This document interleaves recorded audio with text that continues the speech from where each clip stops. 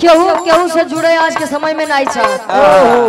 आज हमारा स्वार्थ है तो हम लोगों के साथ है। दोनों दिन हमारा स्वार्थ खत्म हुई दिन कहा जाने कुछ है तब पता ये आप लोगों के स्वार्थ में जो हार आया है। लड़का कहे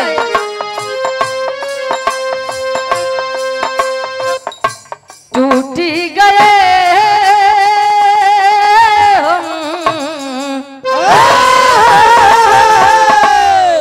भैया बार एक जमाने पर का करवा। और आप गार्जियन जी परम आदरणीय परम सम्मानित आप राजेश यादव जी ग्राम प्रधान है आप पखन पूरा के पावन धरती से 100 रुपए का महान आशीर्वाद। लड़का कहे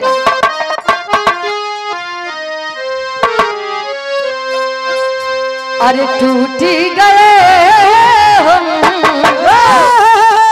टूटी गए हम प्यारी जता कर टूटी गए हम प्यारी जता टूट गए हम प्यारी जता। लड़का कहे पत्थर दिल से पत्थर दिल से दिल को लगा के टूट गए हम प्यार जता के टूट गए हम प्यारी जता के टूट गए हम प्यारी जता के। पत्थर दिल से पत्थर दिल दिल को लगा के टूट गए हम प्यार जता के। और आप गार्जियन जी परम आप बैंक मैनेजर साहब 51 रुपए का महान आशीर्वाद दे। और आप अनिल यादव बुढ़वन से आप गार्जियन जी के द्वारा 100 रुपए का महान आशीर्वाद। एक लाइन एक बात और बतावे लड़का कैसे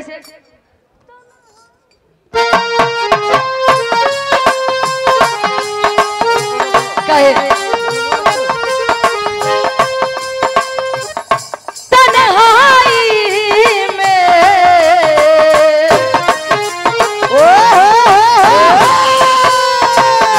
तन्हाई में छोड़ दिया है छोड़ दिया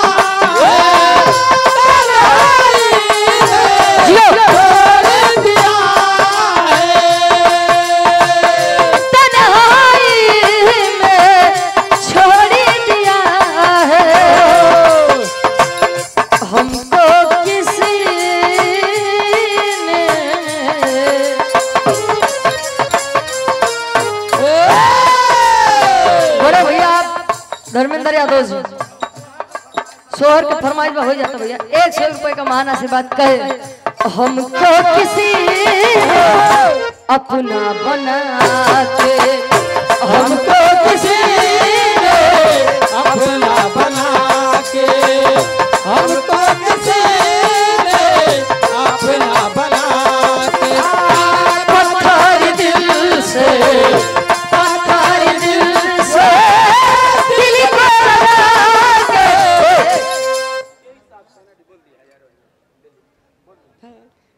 जय साहब वाह हाँ हाँ बोल देते हाँ हाँ बोल देते ये भैया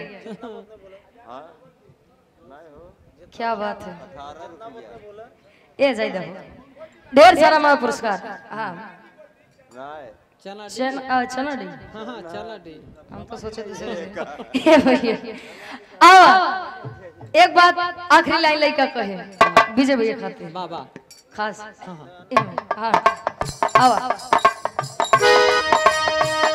किसने दिया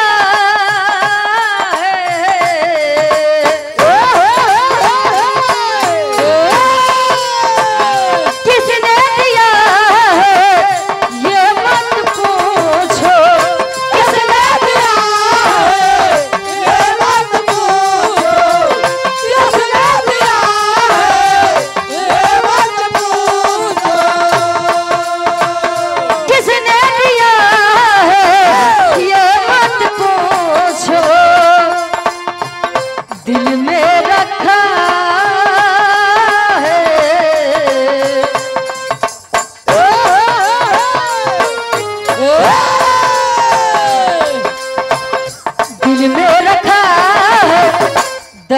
छुपा